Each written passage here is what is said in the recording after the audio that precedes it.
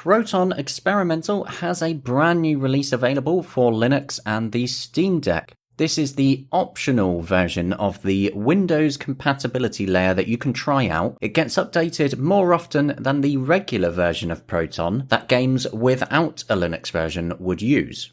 The update released on August 19th notes that these games are newly playable. Nancy Drew, Legend of the Crystal Skull. Revolt, which is now on Steam again. Warhammer Vermintide 2. Aspire Inner's Tale. Battle Realms Zen Edition. Warriors Orochi 3 Ultimate Definitive Edition. And Outriders. On top of that, these fixes were pulled in as well. They've fixed up some cutscene stutter in Disgaea 5. They've fixed up Thrustmaster Hoters having non-functional dial in Elite Dangerous. Ray tracing in Crysis Remastered has been fixed. Planet Zoo should no longer randomly crash on you.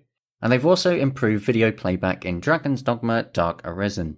For those raising their eyebrow on the ray tracing mention, remember Proton is for Linux as a whole, not just the Steam Deck. Even though the Steam Deck can do ray tracing, the drivers just need to be upgraded. Now, to update Proton Experimental, it will just appear as a normal update in the downloads of your Steam library, and it will probably just auto-update as games do. Although, you might not actually have it installed unless you've used it before or you've played a game that Valve has manually set to require it. If you do need to install it, just search for it in your Steam library. Everyone has access to it available. Now, if you wish to set a game to use Proton Experimental, you just find a game in your library, go to the properties, over to the compatibility menu, put a tick in that box, and then select Proton Experimental from the drop down, and then you are done. That's all for this update. I'll catch you next time.